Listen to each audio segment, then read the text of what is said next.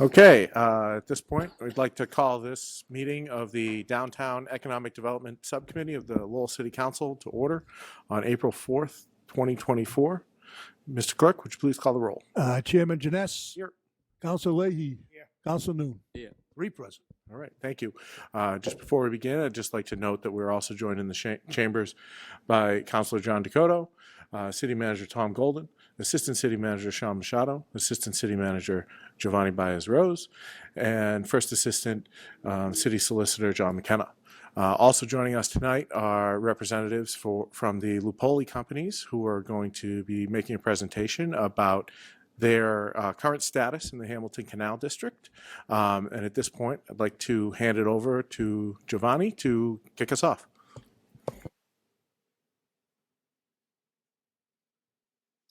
Good evening, councilors. So we have talked many times in the chamber about the ongoing work in the Hamilton Canal Innovation District and what the future plans are for the district. As most folks know, the Lupoli companies purchased 5 parcels from the city within the Hamilton Canal District, essentially what are known as parcels 1 through 5. On parcel 1, Lupoli companies has already constructed their garage, which is complete and open at this time, and are now looking at the future phases of their development. There were a number of specific components to the initial sale, which included a pretty detailed land disposition agreement, or LDA, when the parcels were sold to Lupoli companies. And over time, given market conditions, a global pandemic, and a variety of other sort of market conditions, we've been in conversations with folks from Lupoli companies regarding some changes that they're looking to make to the initial proposal. So DPD, my department, and the folks in the law department have been in several conversations with representatives from Lupoli over the last several months discussing what those changes are. And there are 2 things that I want to flag for the council in advance of the Lupoli folks jumping into the details of their project. One is there are some requested changes that will impact the zoning in the Hamilton Canal.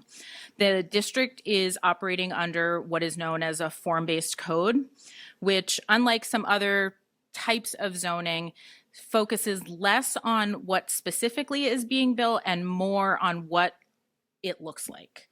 And so we've had some conversations related to some changes that they're proposing that would impact the code. DPD has had very detailed conversations with representatives of Lupoli companies, and we're very clear on what the changes are. But I do want to flag for the council that essentially, as a part of some of these changes, it will require us to go forward with a code change. The other piece is that, as I referenced, we had executed an LDA agreement, and so any changes to that will also require a vote. So essentially, the things that will be presented tonight will require 2 different votes from the council at various points to ensure that we are able to develop the project that they're looking to develop here in the district. And so I'll let them sort of jump into the details of the project itself, but I did want to just make sure that I clarified for the council that based on some of the changes we've been discussing, we are looking actually for the council to make 2 separate votes, one related to zoning specifically and one related to what ultimately is negotiated in the LDA. So thanks, and I'm just going to hand it over to the Lupoli folks. Thank you.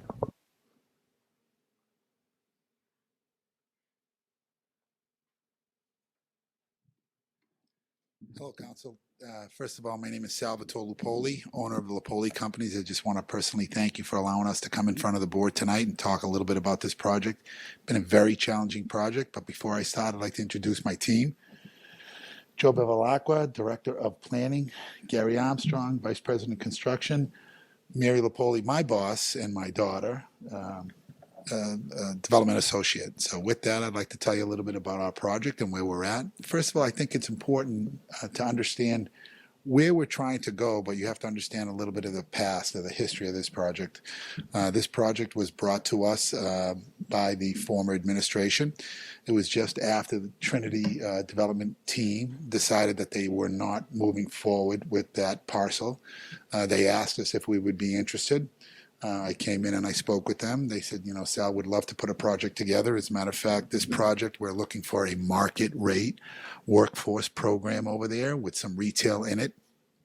We were at that point still working on the Thorndike Exchange, and little side conversation about the Thorndike Exchange. We like to think that the Thorndike Exchange is one of the most successful projects in Lowell, because the first commercial piece of real estate that you saw when you came into the city of Lowell from the exit was the former Thorndike building. And that was a defunct furniture, five and dime kind of a store, been there for many years. That was really not the look that the city of Lowell was looking for. They asked if we would look at that parcel. We took on that parcel and we made just a couple of promises. We promised that we wanted to go after disposable income of people outside the area to create opportunities for small entrepreneurs to be able to open businesses and have new talent or new customers come into the town with money to spend. We said that we would create all market rate housing. We created 65 market rate units. I think what's so exciting about that project, if any of you have an opportunity to go in there, it's won many awards because it's really a special project. We were able to really adopt the history of Lowell, but also create some kind of a boutique atmosphere, and that's what people wanted today. We felt that being on the commuter rail, we would be able to take advantage from the transportation lens, and we were correct. There are many people in that building that live there today that don't even have a car because they use public transportation, i.e. the bus, and also the ability to take that train into Boston or various stops along the way. With that project, we also promised the city of Lowell that we were going to create a restaurant. We were going to create new commercial retail space. We are at 100% capacity in that building, not one restaurant, but two restaurants we created. We also brought in some people, new entrepreneurs from outside the city and existing entrepreneurs that were able to increase the size of their business. And I'm proud to say it because it's a positive thing for all people in the city of Lowell that own real estate. We were able to bring the highest rent per square foot in the city of Lowell. We think that's a good thing. We're raising that tide so all the boats raise with the tide. We also did the same thing with the commercial retail space. And I think that's also another good thing because that gives developers hope and an understanding that, listen, you can come into a gateway city, and we all know what gateway city stands for. They're some of the more blue-collar workers around the state, male and female, that need workforce housing, but they're tough neighborhoods. They know what it is. They're older neighborhoods, and they've been around for a long time. And sometimes people look at gateway cities a little differently than they might look at Cambridge, Massachusetts.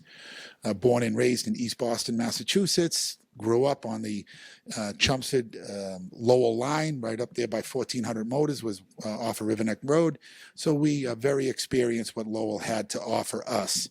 We've been in Lowell with a Sal's Pizza or an experience for over 30 years, been in the city of Lowell with various businesses. So we're very experienced with the background of Lowell and what it stood for. And we were very excited to come into the city of Lowell and develop. So as far as a market rate program, we like to think we're one of the more successful projects in the Thorndike Exchange. So when your city, this great city of Lowell, approached us, we thought it would be a great idea to take a look at what is now known as the Hamilton Canal. But that was a different time, right? That was a time where contractors and supplies, there weren't any issues. The cost of construction for gateway cities were relatively normal, we'll say. And it's much different today as a result of COVID. That has changed and flipped everything upside down. It was a result of interest rates that has changed all gateway city construction. The cost of construction in Medford or Boston centric is the same as what it is in Lowell, Massachusetts. That will never change. But what does change is the ability to charge a specific price. That fluctuates based on the zip code. We'll say it like that. So, the cost of construction skyrocketed, labor skyrocketed, rightfully so, based on the economic climate, but also interest rates doubled, and in some instances, for me, went up 2.5 times. So, absent that, I still decided to move forward prior to COVID with the project. I actually purchased the real estate from the city of Lowell. And I think what's a little unfortunate is I purchased it with my own money and I didn't finance it with the bank. I figured I would purchase it and then go to the bank and refinance it with the construction of the first part of the project, which was the garage. You can't build housing without a garage first. People will say to you, where am I going to park? You built these beautiful apartments. You would say, well, if you move in here, I'll build a garage. They'll say, no, build a garage, and then I'll show me the space and I'll move into the apartment. Well, after I purchased the real estate, I went to my financing, a local, well-known, one of the oldest banks in Lowell, and they said there was a title defect, that the city of Lowell, during the taking of the real estate, did not take all of the real estate correctly. Now, this was during COVID, so the challenge that I ran into was City Hall was virtually closed. And although the prior administration worked very diligently, and so did the attorneys, it was just City Hall was closed for that respect. It was very hard to get things done. We already own the real estate. We already passed. I took it upon myself. We absorbed, and we're still talking to the city manager about some of those expenses. But absent that, we spent well over $500,000 to clear title, and we finally did a number of months and months later, which was very challenging. So as a result of that long delay, we entered into an agreement with the local lender. It took us 2 years to build a garage. We finished that garage at the end of 2023. The garage has now been open for a couple of months now. And I think what's exciting is the garage is finally open. But there are some really challenges, and we're here to talk about some of them. We're here to show you some wonderful visions that we have, but there's no mistake about it. When you invest in the gateway city to do market rate housing, it's very challenging. And that's why we say it with great humility, we're very good in gateway cities. We're probably the leader in the entire state of Massachusetts for gateway market rate housing. We believe in market rate housing, which also is workforce housing. Many of the people that live in our housing, we have hundreds of units, are firemen, policemen, nurses, teachers. They make too much money to live in affordable or Section 8, but they don't make enough to live in Westford or Chelmsford or some of those communities that have really expensive rent. So we specialize in going to these gateway cities and creating housing. But it can't be done without a true partnership. And whenever I go into a community, and I'll talk about it, me personally, and that's why I'm here today, to look you in the eyes and explain a little bit of the history, but the vision of our organization. But what's really challenging is making the numbers work, especially when the numbers are at 9% interest rates today, and even higher, as a matter of fact. We have 10.5% money right now on construction. I think when you go into a gateway city, I want you guys to understand that right now, today, with affordable housing, with Section 8, it costs $625,000 to build an affordable Section 8 housing unit. Do you know how much it costs to build market rate housing? $525,000. Why the disparity? Because when you build Section 8 or affordable housing, you're 100% subsidized from the federal government, state, local. Many of those developers, right, that's their business model, and I applaud them, but many of those developers don't even put their own money up. I built a $26 million garage, and I personally signed for that entire loan. I put my own money up into my gateway city projects because we don't do Section 8 or affordable housing. So what's been really challenging is A, the interest rates, B, the cost of construction, C, the time that we were put under the gun. If we were able to kind of have this wrapped up prior to COVID, I probably could have made a lot of deals. After COVID, it became impossible. So what we did is we looked at this particular project. Prior administration thought it would be a really good idea to build a 12 to 14-story building. We showed that particular project. We liked that idea, but COVID changed everything. So after COVID, we came back to this current administration that we're in now, and we talked about what that project might look like. And we decided to incorporate exactly what the surrounding community has shown and what has built in subsequent months of that Hamilton Canal. There's been some, I think, some affordable housing and some alternative housing there, and it's the size of all the other buildings there and the look and feel. So we're in front of you today to talk about a few things. First of all, to answer any questions about this particular project, that it has been extremely challenging, this project, from day one. Imagine buying a piece of real estate. You bought a home and then you realize you put up your cash and then afterwards you can't get any financing because the owner of the property sold you a piece of real estate that you couldn't even get clean title on. And you got to spend your own money to clean that title. Very, very challenging. But what you have in front of you today is an opportunity to kind of reset this. Without a new LDA, we cannot go out and get the financing that we need, and we cannot get the partnerships that we're looking to create, whether it's in the lending community or the people that are interested in investing in Lowell, Massachusetts.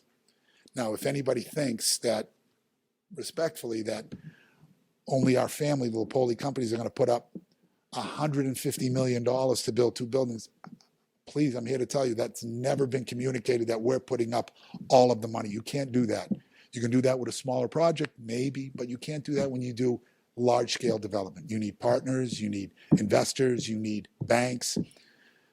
We can't even take step 1 because we need to change that LDA and need your help on that, because right now there were 3 separate lots. And Johnny, I apologize if it's 2 or 3. I think it's 3 lots, 2, 3, 4. 2, 3, and 4, correct. That's correct. So you have 3 separate lots. We don't want to be 3 separate buildings. We want to build 1 building on parcels 2, 3, and 4, and then we want to build 1 building on parcel 5.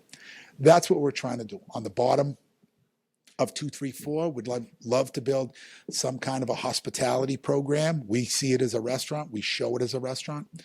So there's been a lot of challenges, but without your help and understanding of moving forward and the true partnership, because people say, and I think what is really challenging is imagine, and we sit on a round table with the governor, and we represent the Merrimack Valley, and we give the pulse. We're the 4th largest developer in the state, but we predominantly are in the valley.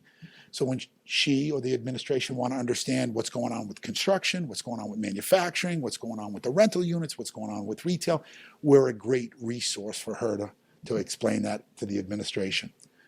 So I think, one of the things that are really challenging is imagine market rate housing costs less to build than Section 8 or affordable.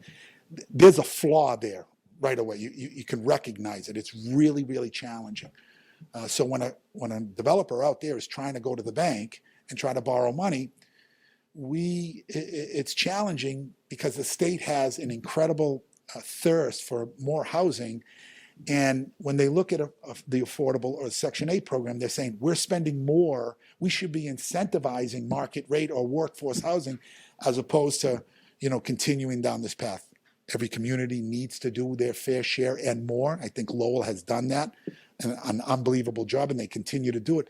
But I think there's a real desire, and there should be, for gateway cities to continue to grow workforce housing and market rate for the people that I described: teachers, firemen, policemen. So what you see in front of you today is an opportunity to discuss that. We need some changing of what the LDA sits today. Without your help, we can't move forward. We haven't been able to move forward because we don't have the tools to go in front of those people right now today.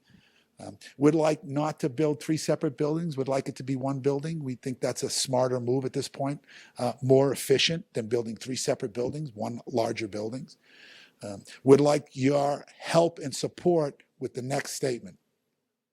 In the original LDA that I signed, in the original program that we agreed to at Thorndike Exchange, it was a true partnership with the city of Lowell and us as a private developer, which was this: we need as much help as you can give us for a Mass Works grant, which costs the city of Lowell nothing. We need as much help as you can for HDIPs. HDIPs are a grant that is only given to gateway cities that create workforce or market rate housing. It's not for the affordable component. Although they try to change it, the legislators said, no, we have to incentivize. So But those two products right there that I just described, they're not because of us pushing that forward. It can only happen when the city of Lowell or a gateway city says, time out. We believe in this developer and we need your help to push some of that Mass Works grants and HDIPs to that developer because we believe in this project. The other two components are a TIF and a tie. And I know everyone in this room understands what a TIF and a tie is. In the very beginning, I was very clear and I articulated myself clearly that was a huge component. Why is that such a huge component? A TIF doesn't take taxes away. It just allows the taxes after you build a new program. And I apologize, I know you all understand a TIF, but for the people that don't, it just allows us to ease into the new assessed value as it goes. And that helps us with our lenders, and that helps when you're in a gateway city. That's why those programs only exist for gateway cities, because that helps offset some of those expenses. A TIF and a tie is the same thing.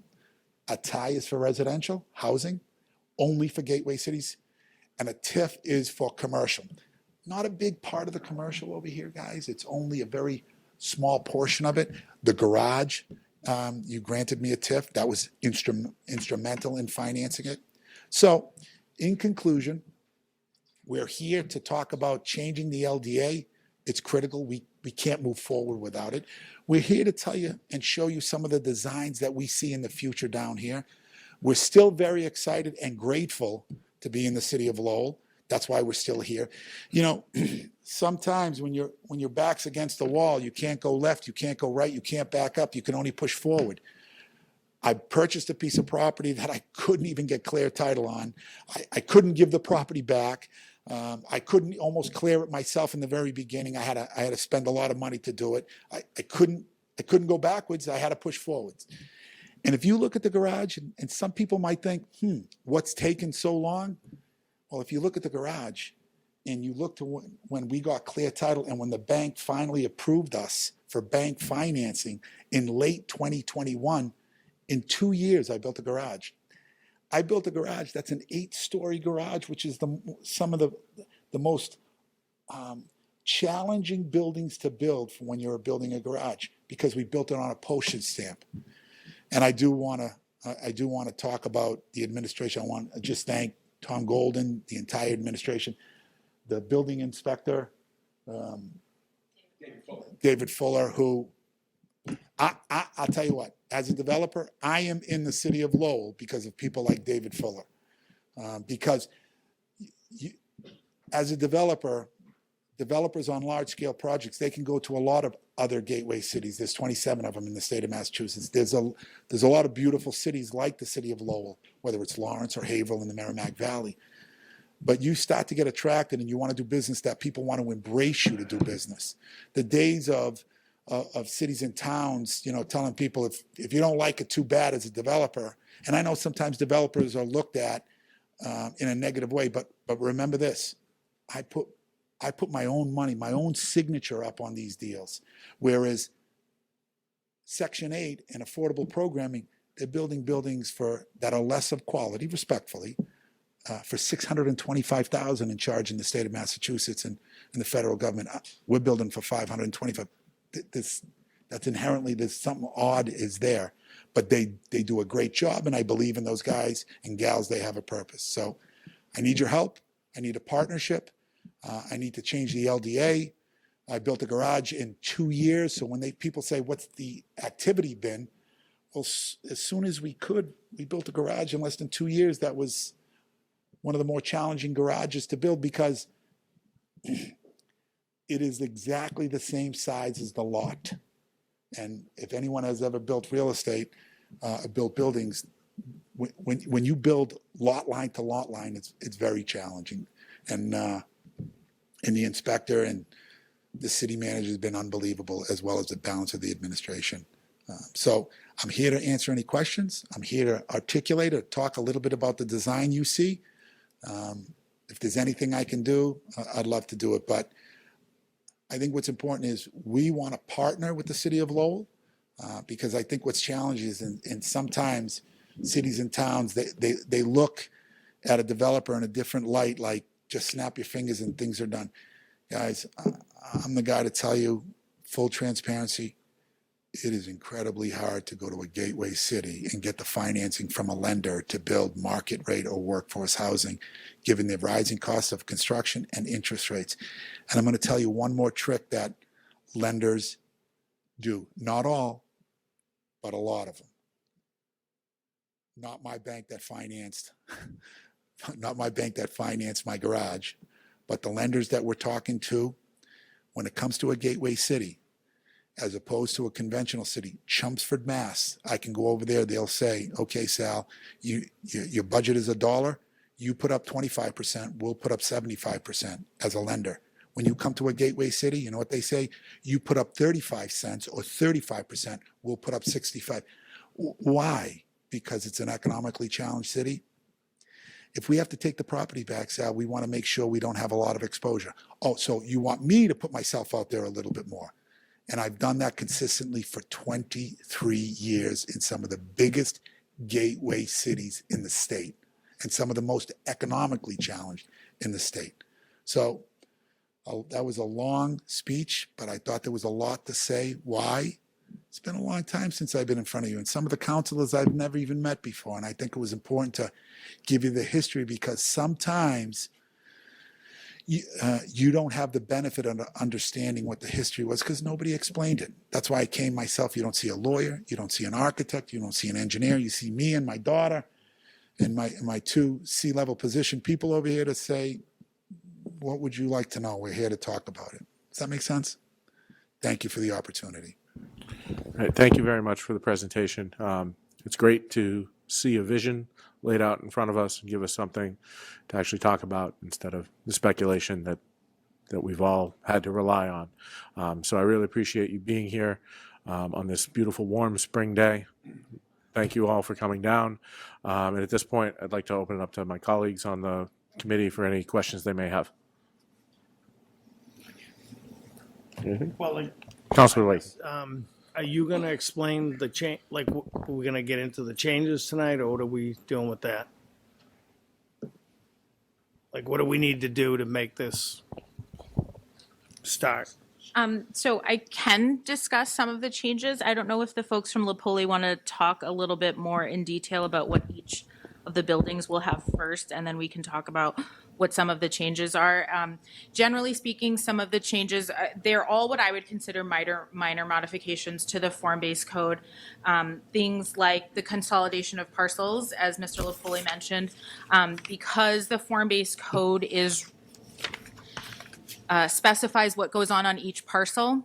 The fact is that parcels 2, 3, and 4 had slightly different language. And so by consolidating the parcels, they're able to build a building that has, one code that's going to be equal over the entire development. So that's an example.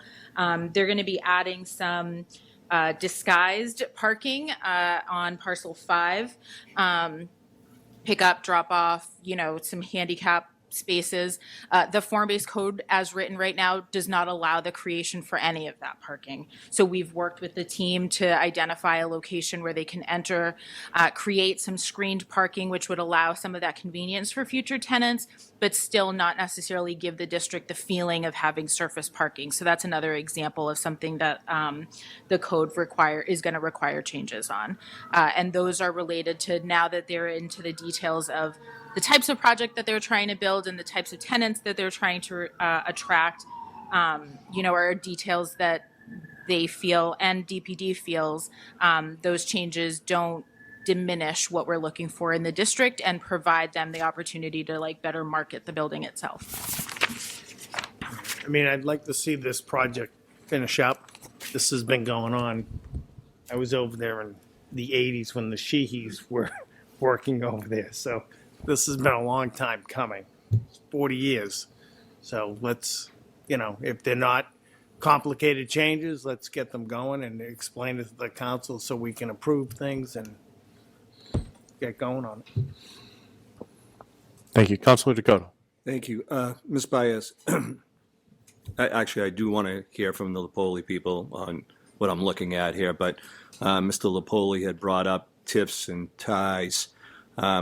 yeah, I get the tips. Could you get into the ties a little bit more of what the financial implications are for the city? Because actually, I don't know a lot about ties, so maybe you can give us a lesson. I could do that. I also feel like it's a little bit I'm really smart. Go ahead. what we need. The financing, there isn't a project to finance yet because we need the zoning changes to make the financing possible, and we need an amended LDA to give them the ability to seek the financing that they're looking for. So I think we could discuss potential incentive programs and grants that the city will go after, but I sort of feel like we're Jumping ahead. we're jumping ahead because at this point we can't even, if we wanted to, give them a tie because they can't build the thing that they're asking for because we need the zoning changes first. So I'd love to get past that first hurdle and then bring a conversation back about the financing. So the process would be, if they are looking for that zoning change, that this would have to go from the city council to the planning board? So interestingly, because it is a form-based code, we actually do need to submit the changes to the state. We would initiate that process. DPD has not brought the zoning changes forward because those changes are going to be built into the LDA. And so without council approval, we would be changing the zoning, without your okay. And so essentially, the process works as if we can get approval from the council on the zoning changes. DPD will submit that to the council for your review. It'll go to a public hearing, get sent. Mike will probably be able to speak to this more than me. Get sent to the planning board, and then we'll come back for your final vote. Then we'll submit that change to the state for their final approval. It's a procedural thing with the state. It's not like we're going to expect them to really weigh in on it in any real way, but we'll have to submit that to them. And then at that point, the language that would essentially allow I think the LDA and the zoning conversation can happen on a parallel track. They don't need to follow one after another. If we felt like the council was on board with the zoning changes, we could take those zoning changes and put them into the LDA and negotiate the details of that LDA on a parallel track so they didn't have to wait for one another. So, I'm sorry, I don't mean to interject. I just had a quick question about, you said it's going to go to the state. Is that an administrative action It is. or legislative? Okay. Yeah. Just curious. Administrative. Yes, it's something we would submit to the, what are they called now? Executive Office of Housing and Livable Communities as an administrative thing. Yeah. And it's essentially a letter saying the city of Lowell wants to make these amendments. Thank you. I'm not holding you to this, but it seems like we have to go through some red tape here in order to do this. And I know Mr. Lopoli brought up the word challenging probably 20 times during his speech up there. And it's been very frustrating as a city that those lots have been sitting there vacant and nobody's put a shovel to the ground as of yet. What are we looking at reasonably amount of time that if everything that Mr. Lopoli wants and what we want, when will this all happen? The weeds of the ordinance change and zoning could happen pretty quickly. DPD and Lopoli Companies we've had a number of conversations. We know exactly the zoning changes that they're looking for, and we could bring that to a public hearing sooner rather than later. Like that language is pretty ready to go. The point of them putting a shovel into the ground is a financing conversation that I would defer to their team with. Okay. And my last question through you, Mr. Chair, to Mr. McKenna, if I could. Mr. Lopoli, just for you reference, I'm the newest councilor here, so I had to do some research here. And I did go back to 2020 in the Lowell Sun column when State Representative Rodney Elliott was a councilor, and he had some concerns about this project. And then City Solicitor O'Connor said that there would be some remedies if, in fact, this project did not, or ran afoul. Could you expound upon that, Mr. McKenna, what remedies they were talking about at that time?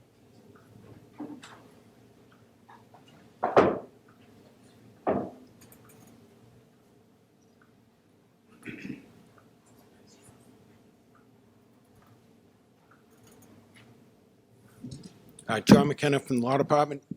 In response to your question, the land disposition agreement is very flexible. As Giovanni has stated, there needs to be some zoning changes. It's a form-based zoning, which is particular to each parcel in a redevelopment area, and that's why you have to go through the state because it's approved redevelopment area. The agreement allows for the development that he has and the options that he chooses to proceed. If you do not agree to those zoning changes, then he has the right to opt out. If he doesn't comply with what he moves forward, then there's remedies for him to take action. With regards to what has happened, now, as he stated, due to the environment with the pandemic, in the construction environment, in building a 8-story parking garage on a postage stamp, when you say there wasn't any activity on these lots, that lot was the staging area. If you followed that construction over there, those floors were each made in Vermont, I think, and then brought down and stored on that site. So to do that construction, you needed that site as a staging area. So the agreement has built in a schedule when things were to be complied with. With every schedule, if it's not their fault and they're moving forward for certain areas and they're proceeding in good faith, then it's allowed. If they're not, if he wasn't doing anything, if he was over at Chelmsford making pizza or not building the building over here, then we'd hold his feet to the fire. But the actions that he's taken, and working with DPD and with the law department, the land disposition agreement, which has been negotiated a few times, it builds flexibility into it as to what can be done here. Originally, Hamilton Canal District had a different face to it with the change in the environment and the economy and the need for housing close to, he was ahead of the scale next to the commuter rails. It takes on a different facet. To build market rate housing, as I said, has its challenges too. So the agreement has flexibility built into it, but it also is an agreement where, he has contractual responsibilities. Understood. That I got it. loses deposit. I mean, he already bought the land. There's certain things that he can do if we don't work with him. As far as the economic tips and things like that, as Giovanni said, that's all part of the package. And, we all try to work together as we do with any developer. When the University of Mass comes in and we're building the East Campus, we work with them. And we also work with other developers. You look at this project, this is going to be a nice project when it gets going. And that's what we're working towards now. I appreciate your opinion. Thank you, Mr. Chair. I'm good. Thank you. Councilor Noon. Thank you, Mr. Chairman. I want to thank Mr. Lopoli and the Lopoli Company for interesting in this parcel. Going back on Councilor Dakota statement, the frustration is by all council as to based on the agreement, the LDA that was signed back in October 2020. I know that Mr. Napoli spoke of the delay due to the city at that time selling land to Mr. Napoli and the Napoli Company, the defect. I was wondering, a lot of people wondering as well as to when you learn about this defect and how long does it take you to correct the defect? You also mentioned that the cost of $500,000 of sold on your money. Have you communicated any of this to the previous administration and or the current, if any? So the first question is, when, can you give me the question? When you learn of the defect of the title? Unfortunately, I learned of the defect. I negotiated with the former city manager for a purchase price on it. Right. Even though I felt like taking over the Hamilton Canal, the building would have been sufficient, a developer to go in there. Probably, Trinity got the property for $2 million less than I paid, if that makes sense. $2 million, I paid $2 million. They got it for $2 million less and walked away. So I foolishly gave the city of Lowell $2 million, passed on the real estate. When I went to finance the garage, they informed me that the project did not have clean title. I was assured by then administration that it was clean. I said, okay, here's my check. I brought my check in, paid in cash. No problem. It's the city of Lowell. What are you talking about? I went to my lender. My lender said, no, they took the property the wrong way. Right. I actually was challenging, Counselor. The person that owned the property was deceased. I had to go to their estate and get them to sign a document in order to allow the city to rectify the amount of land that they took. So to answer your question, it was the lenders that told me that the city of Lowell did not have a proper taking.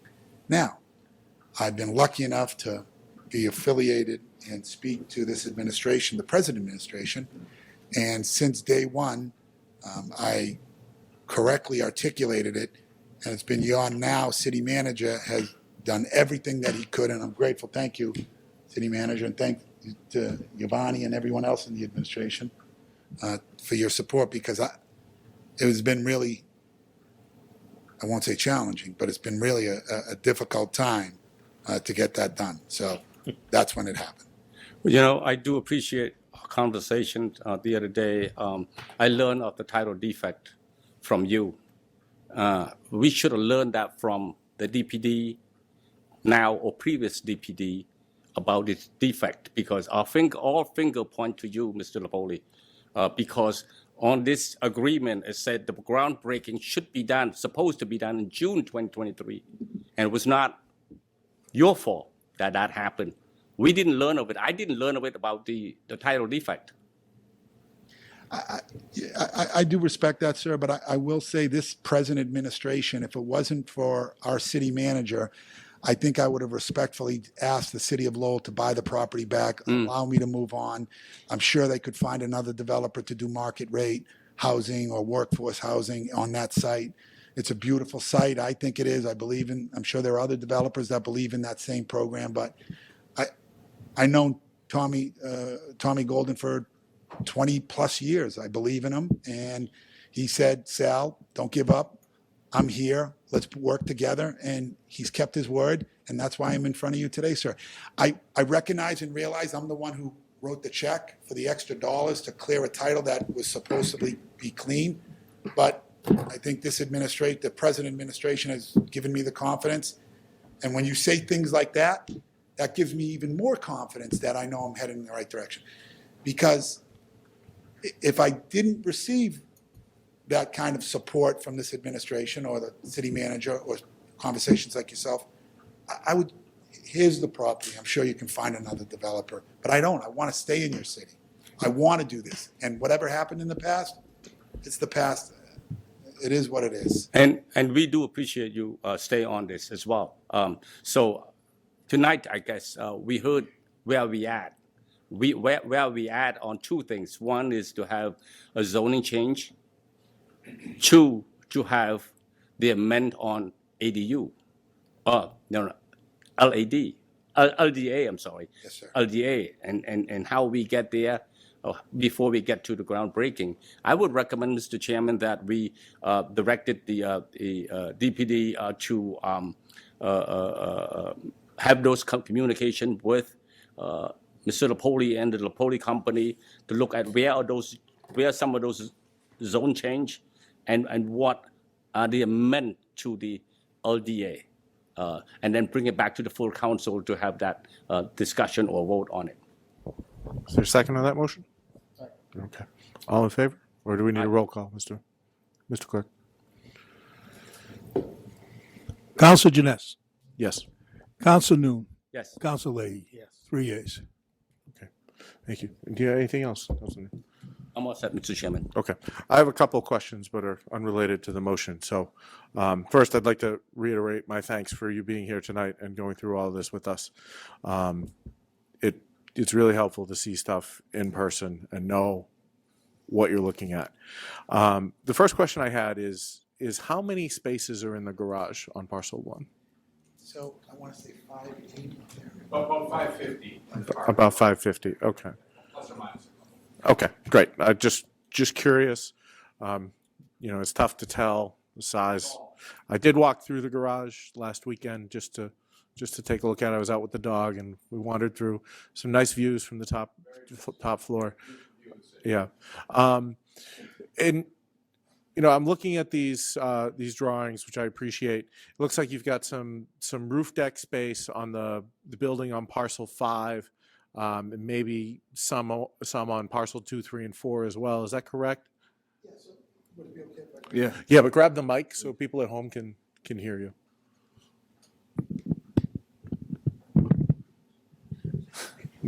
Thank you. So whenever you do development, you need to create a vision, but that vision is joined with the administration and the building department, and you have a bunch of really good ideas, but what sticks? And so when I close my eyes and I think of what the vision could be, could it look something like this? This is 2, 3, 4, this parcel right here. This is what has to be combined in order to create one building because you can't cross over those lot lines. I see this beautiful public park over here, that wraps around the entire building. I know that the original vision was not to have parking on site, but how do you, if an elderly person wanted to go or somebody handicapped, how do you tell them they have to park in the garage and come over to the building? So I think there's a small amount of parking has to be there. But we try to tuck it underneath the building right there. We do have a rooftop deck. We love that idea. We've done it before. We're very good at it. That's part of the vision, but still it has to be negotiated, it has to be financed. But if you ask us what the vision was for Thorndike, it actually came out bigger than we anticipated. So that's what we want to do, try to do something in a big way. This is what we're thinking over here. This building over here that you see right here or right here is more appropriate. This is parcel 5, which is across from M2D2.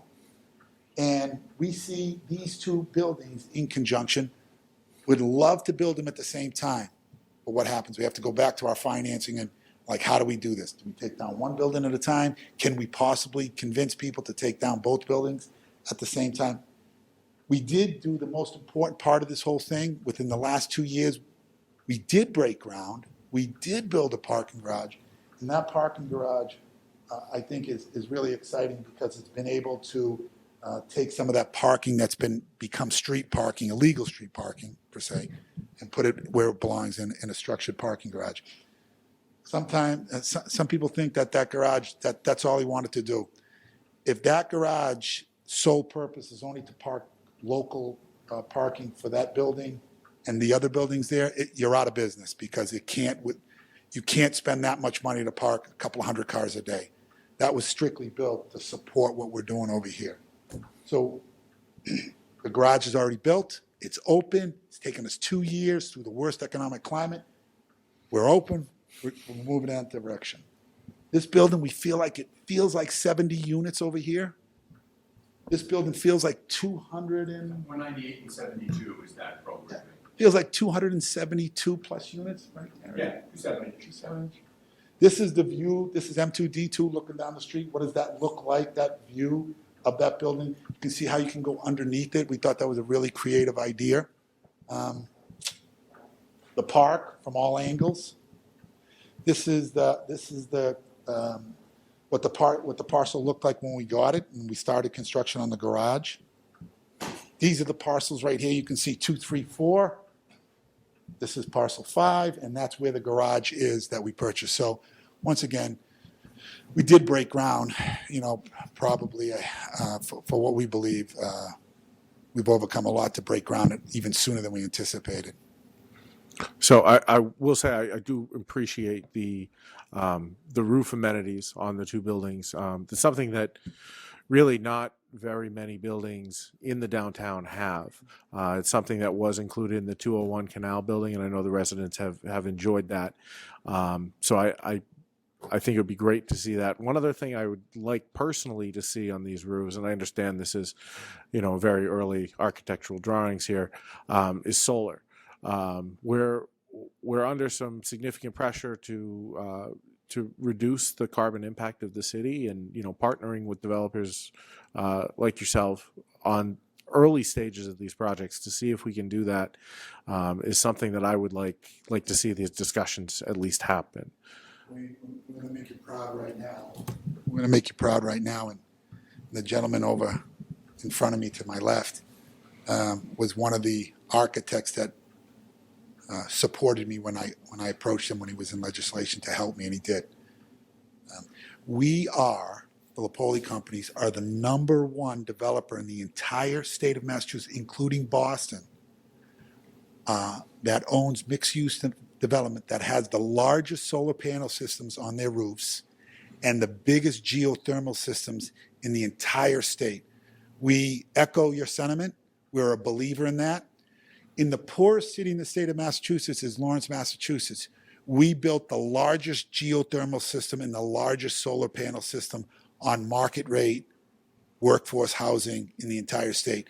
And so when other developers come in front of, whether it's local administration or the governor's office, and they say, we can't afford to do solar, she says, well, why can Sal and his family do it in the poorest city in the state, and you can't do it in some of the more affluent communities? Why?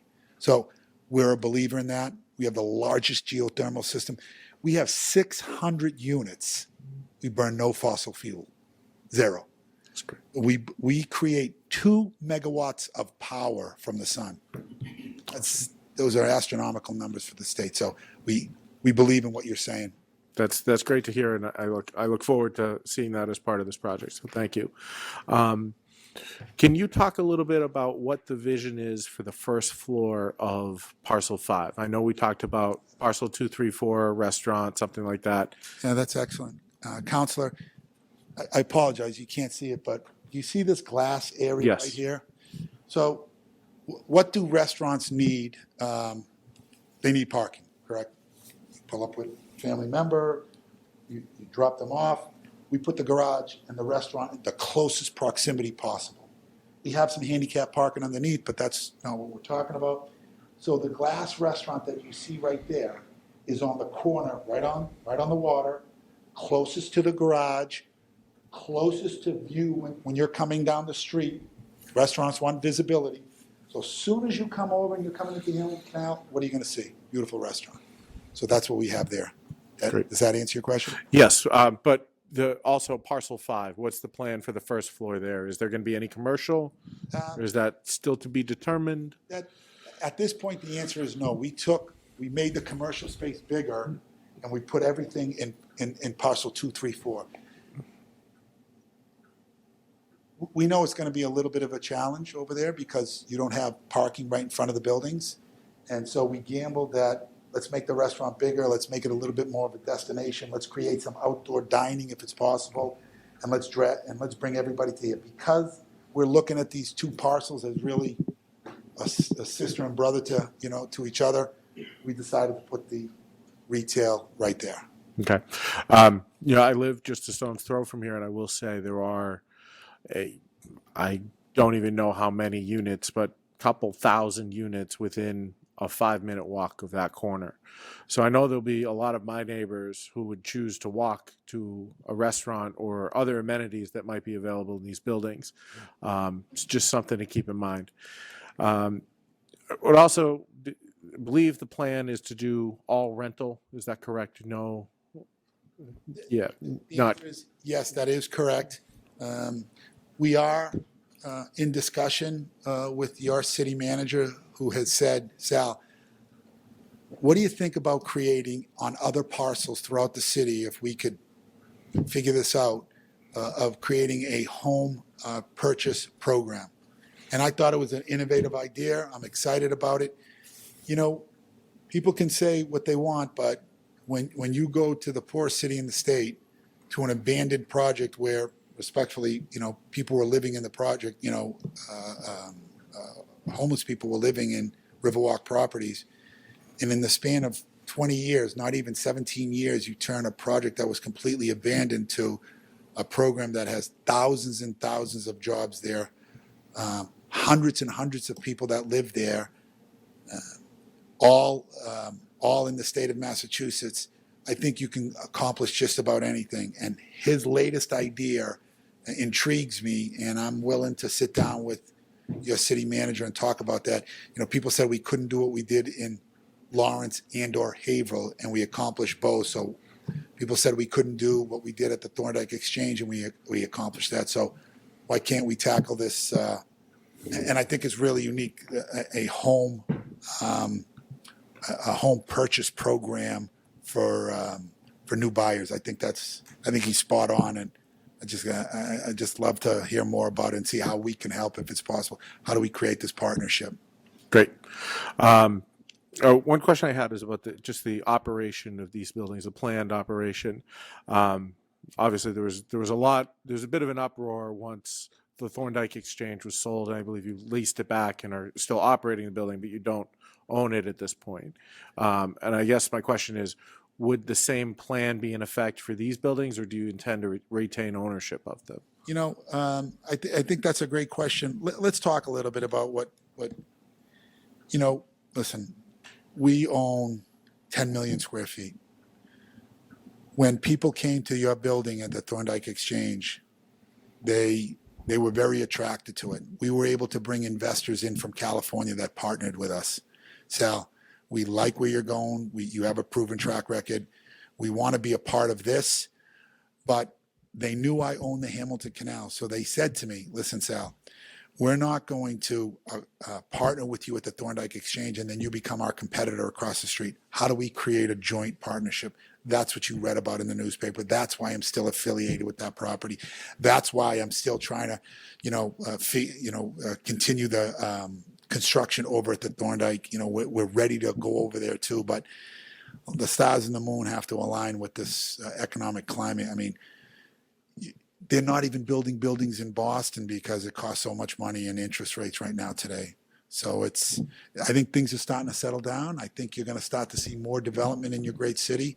Interest rates should drop by the end of the year by 3 times.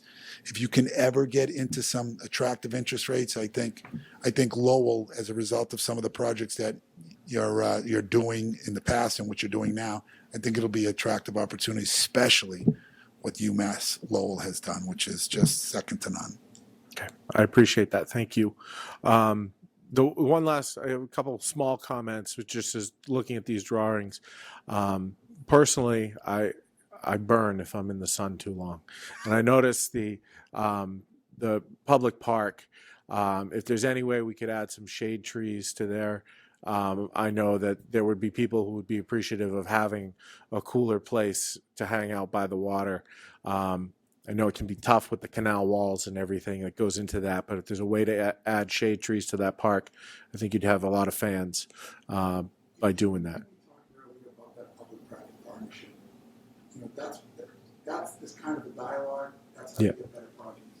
I think developers that come into your city or other cities and towns and say, listen, just give me the permit and get out of the way. You've heard that kind of old cliche. You know, I think it is a result of sitting down with this administration and the people that are in this room. Imani has been unbelievable. She's been fantastic. And I think we can figure that out together, especially when you talk about a public park. You know, that's why some of the grants that exist in the state of Massachusetts, today we have an expert at the top of the table over here.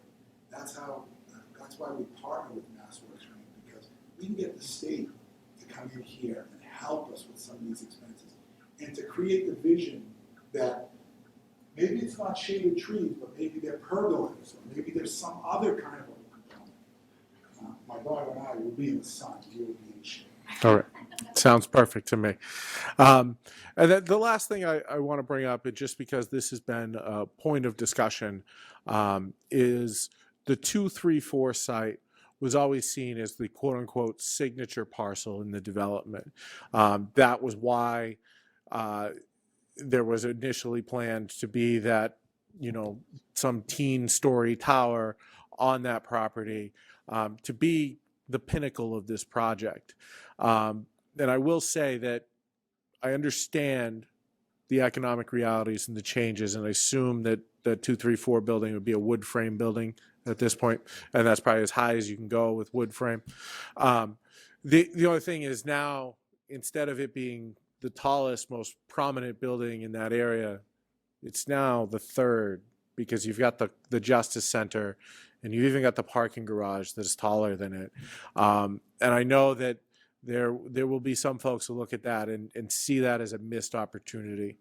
And you can see that and think that without ever knowing the realities of the dollars that go into it and what makes a project work and what doesn't work. But I did just want to lay that out there because that is a concern that I've heard.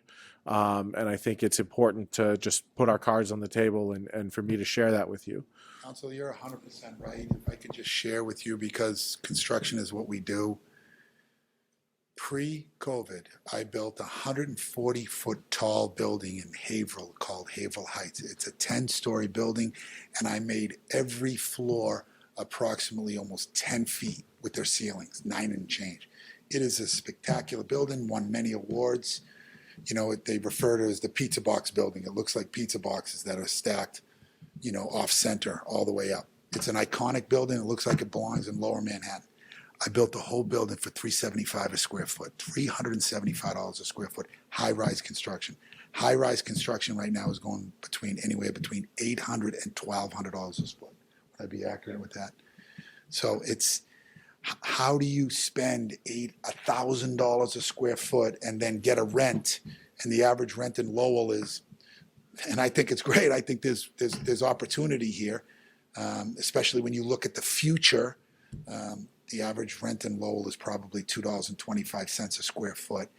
And so in order to build those iconic buildings, you have to be able to get $5 and $6 a square foot, the way Seaport gets it.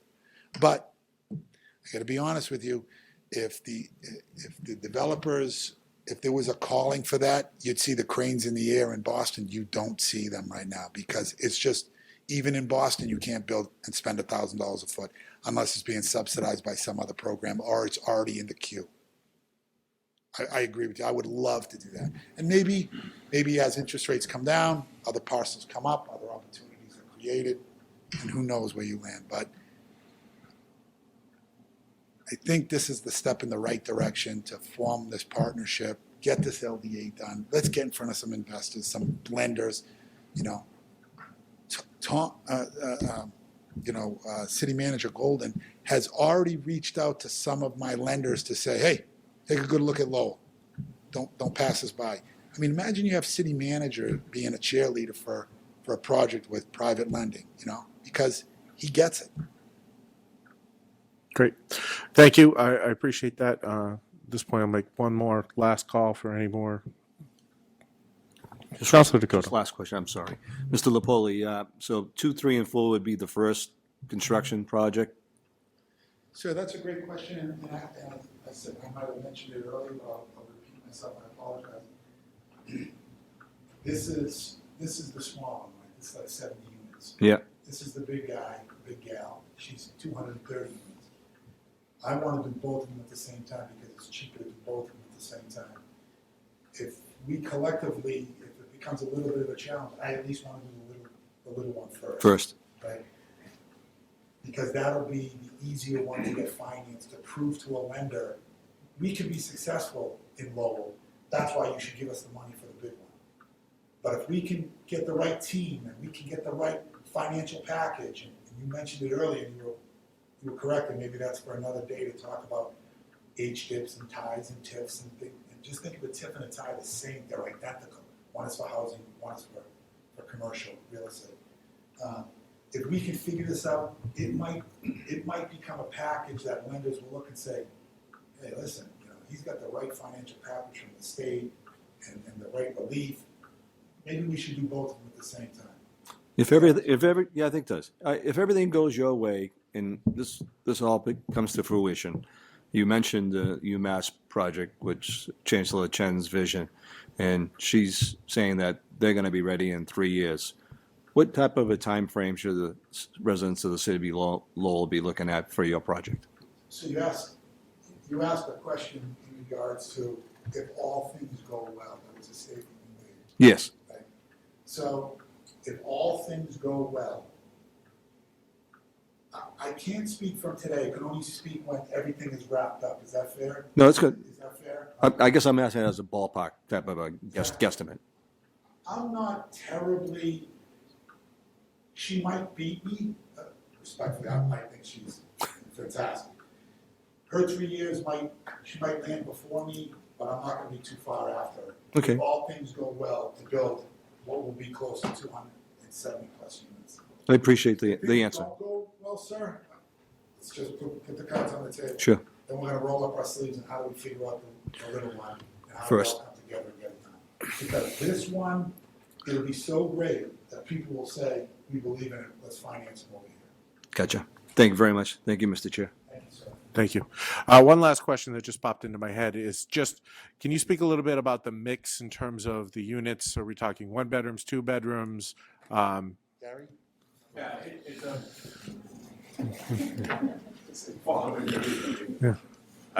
Gary Armstrong, Lopoli Companies. It's a mix. We have everything from a small amount of studios, low percentage of studios, 1 bedrooms, 1 bedroom plus a den, we call it a 1 plus, and some 2 bedrooms. The other piece I will add is if you look at it, we did a lot with exterior amenities for some of the units, both up in the building with balconies, but also on the ground floor. If you look at the lower units, they have terraces, right? It really kind of engages the community from the ground floor. So good mix. It's not just transit oriented. It's, family friendly. There's a decent amount, good range in there. Okay, thank you. I think it's important that we look at the district holistically. And personally, I think the biggest chance for success is really having a strong mix of commercial space, residential space, affordable residential space, market rate residential space. I don't think anyone is interested in it being, a bunch of dorm-sized rooms, if you will. We want this to be a real community with a lot of different opportunities for people. And I think that a project like this is an important part of that, and can tie in well with the rest of the neighborhood. So I look forward to seeing, the opinions of my colleagues on the full council. I look forward to hearing from DPD on what our next steps are here, and really continuing this conversation, and figuring out how to go from nothing to something. And like I've said several times, I really appreciate having these drawings and having something, maybe not concrete, but a concept to talk about. And I think that's an important step in the right direction. So I'd just like to thank everyone for being here tonight, going through this with us. And I think I'll entertain a motion to adjourn. So move. Yep, second. All right. Thank you.